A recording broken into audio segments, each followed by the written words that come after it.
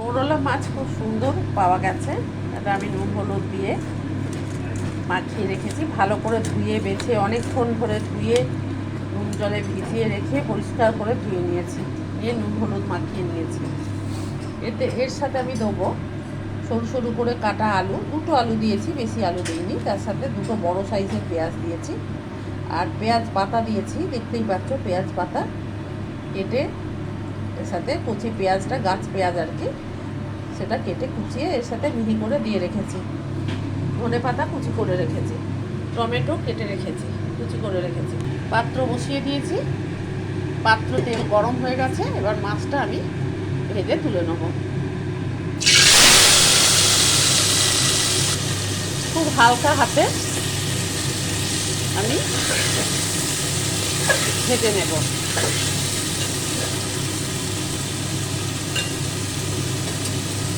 মাছগুলো ভেজে তুলে নিলাম, খুব কড়া করে ভাজলাম না, হালকা করে ভেজে তুলে নিলাম। ওই তেলেই আমি আরেকটু তেল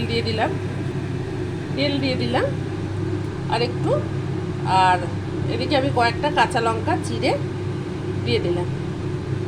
এবার তেল গরম হয়ে গেছে, তার মধ্যে আমি এই সবজিটা ঢেলে দিলাম।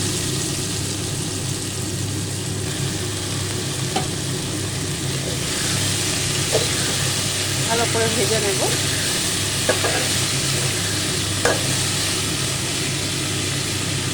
আঁচ বাড়ানো থাকবে। ভালো করে ভেজে নিলাম একটু কয়েকবার। এবার আমি এর মধ্যে টমেটো কুচি দিয়ে দেবো। টমেটো কুচি দিয়ে দিলাম।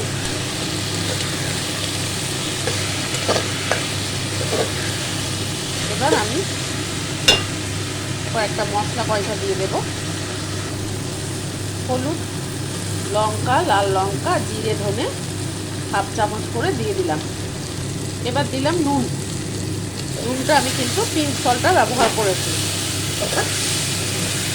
আমার কষানো শেষ। এবার মাছ ভাজাটা এর মধ্যে দিয়ে দেবো। আমি কিন্তু এখনো অবধি কোনো জল ব্যবহার করিনি। মাছ ভাজাটা দিয়ে দিলাম খুব হালকা হাতে। এবার আমি ঘুরিয়ে দেবো।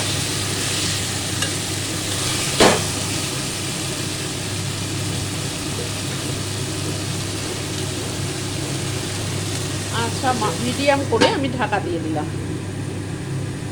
মাছ ভাজা রেখেছিলাম ওই মশলা মাখানো পাত্রটাতে একটু জল দিয়ে দিলাম। জলটা আমি দিয়ে দেবো, এই অল্প একটু জল আমি দিয়ে দেবো। 3-4 মিনিট হয়ে গেছে, ঢাকনাটা খুলে আমি ওই জলটুকু এর মধ্যে দিয়ে দেবো।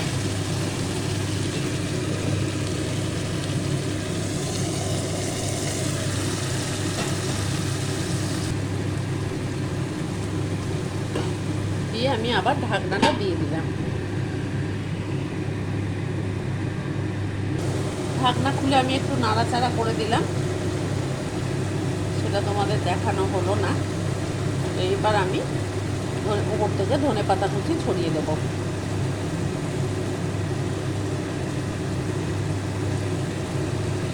ধনে পাতাটা একটু ছড়িয়ে দেবো।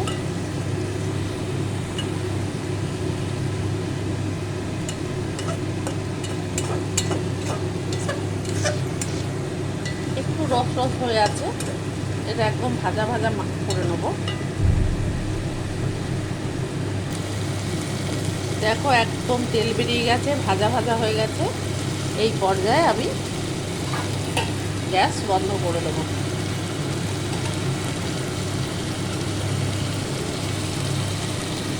দেখতেই পাচ্ছ